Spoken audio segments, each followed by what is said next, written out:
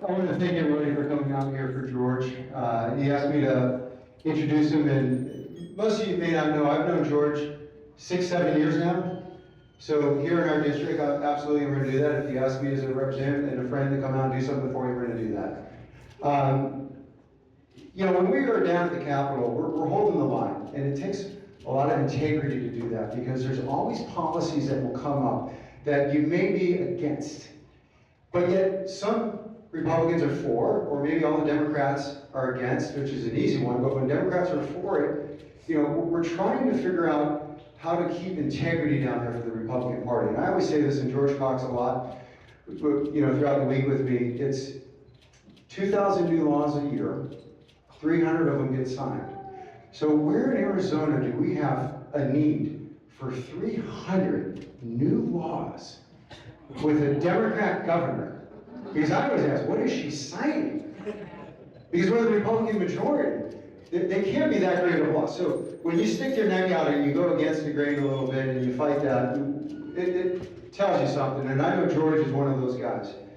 When you look at kind of his political career and what he's done, he's backed certain candidates in a primary against rhinos.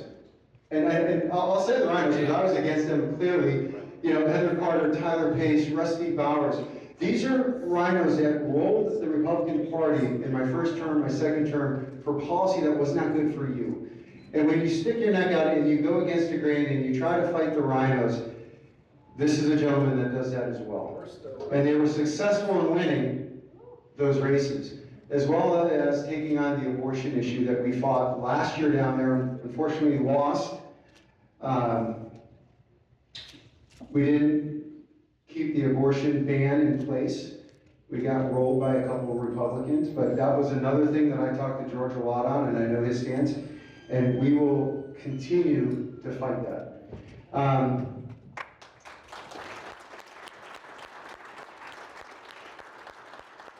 You know, and it's kind of interesting because, again, he is a campaign manager for me, but I've seen his principles and how he conducts himself.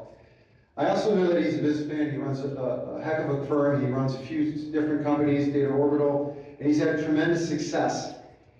And he has that mindset of a business guy, and that's what we need more down there. When you talk about congressmen, and you talk about state legislators, and you talk about our capital, and we need better talent, this is an opportunity to get better talent. We should always be looking for better talent.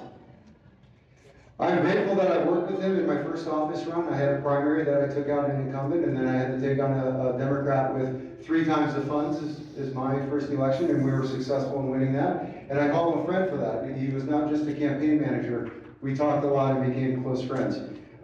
If you like school choice, we ran that here in Arizona. We have it.